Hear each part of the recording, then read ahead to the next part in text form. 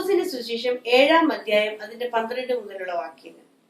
അവൻ പട്ടണത്തിന്റെ വാതിൽ അടുത്തപ്പോൾ മരിച്ചുപോയ ഒരുവനെ പുറത്തു കൊണ്ടുവരുന്നു. അവൻ അമ്മയ്ക്ക് ഏകജാതനായ മകൻ, അവളോ വിധവയായിരുന്നു. പട്ടണത്തിലെ ഒരു വലിയ പുരുഷാരം അവളോട് കൂടി ഉണ്ടായിരുന്നു. അവളെ കണ്ടിട്ട് കർത്താവ് മനസ്സലിഞ്ഞ് അവളോട് കരയേണ്ട എന്ന് പറഞ്ഞു. അവൻ അടുത്തു ചെന്ന് ശവമഞ്ചം തൊട്ടു ചുമക്കുന്നവർ നിന്നു.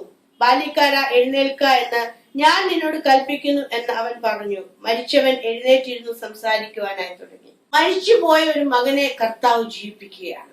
യേശു കർത്താവ് ആ അമ്മയുടെ വിധവയായ അമ്മയ്ക്ക് ഏകജാതനായ പുത്രനായിരുന്നു. ഇവിടെ യേശു അവളുടെ വിഷമം കണ്ടിട്ട് അവളോട് പറയുക, അവളെ കണ്ടിട്ട് ഇവിടെ വചനം പറഞ്ഞു, അവളെ കണ്ടിട്ട് കർത്താവിന് മനസ്സലിഞ്ഞു. കർത്താവിന് മനസ്സലിവുള്ള ഒരു കർത്താവാണ് നമ്മുടെ. നിങ്ങൾ ഇന്ന് ഭാരപ്പെടുന്ന വിഷയം എന്റെ കർത്താവിന് അറിയാം. നിങ്ങൾ ആയിരിക്കുന്ന സാഹചര്യം എന്റെ കർത്താവിന് അറിയാം.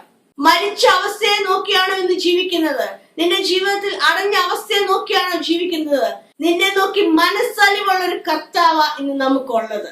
ഹല്ലേലൂയ. ആ കർത്താവ് നമ്മളെ കൈവിടത്തില്ല. ഇവിടെ ആ വിധവയായ സ്ത്രീക്ക് അവളുടെ വിഷമം കണ്ട് എന്റെ കർത്താവിന് മനസ്സലിഞ്ഞു. ഇന്ന് നമ്മുടെ ഓരോരുത്തരുടെയും ഭാരം, പ്രയാസങ്ങൾ, നിങ്ങൾ ആയിരിക്കുന്ന സാഹചര്യം എന്റെ കർത്താവിന് നന്നായിട്ട് അറിയാം. നിന്റെ പ്രാർത്ഥനയ്ക്ക് അവൻ മറുപടി തരിക തന്നെ ചെയ്യും. മനസ്സലിവുള്ള കർത്താവ്. ആ കർത്താവ് നിനക്ക് പ്രാർത്ഥനയ്ക്ക് മറുപടി തരാതിരിക്കത്തില്ല. ഇവിടെ യേശു പറയുക, അവളുടെ വിഷമം കണ്ടിട്ട് യേശു അടുത്ത് ചെന്ന് ശവമഞ്ചം തൊട്ടിട്ട് യേശു പറയാ, ബാല്യക്കാര, എഴുന്നേൽക്ക എന്ന്. എന്റെ കർത്താവ് ഒരു വാക്ക് പറഞ്ഞാൽ അത് അങ്ങനെ തന്നെയാ.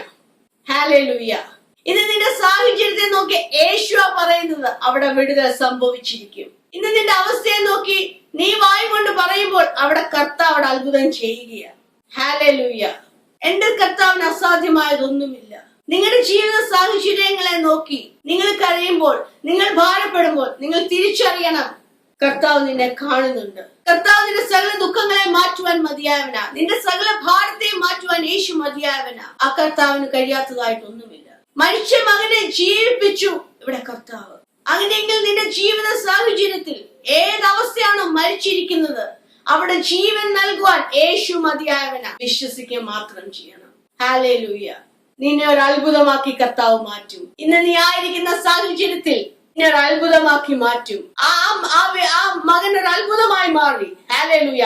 ഇന്ന് അതുപോലെ തന്നെ എന്നെ കേൾക്കുന്ന ഓരോ വ്യക്തിയോടും ഞാൻ പറയാം, കർത്താവ് നിങ്ങളെ ഓരോരുത്തരെ ഒരു അത്ഭുതമാക്കി മാറ്റും. കാരണം എന്റെ ദൈവത്താൽ അസാധ്യമായതൊന്നുമില്ല.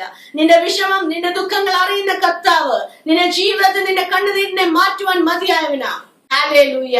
മനസ്സറിവുള്ള ഒരു കർത്താവ്. ഹല്ലേലൂയ. ആ കർത്താവിന് നിന്റെ ജീവിതത്തിൽ ഇന്ന് നിമിഷം തന്നെ അത്ഭുതം ചെയ്തു കഴിഞ്ഞിരിക്കുക. ഇന്ന് നീ വിശ്വസിക്കുക, ദൈവത്തിന്റെ അത്ഭുതം പ്രാപിക്കുക. ഹല്ലേലൂയ. ദൈവമായ കർത്താവ് അനുഗ്രഹിക്കട്ടെ. ഒരു നിമിഷം പ്രാർത്ഥിക്കാം. പ്രിയ പിതാവെ, സ്തുതിക്കുന്നു.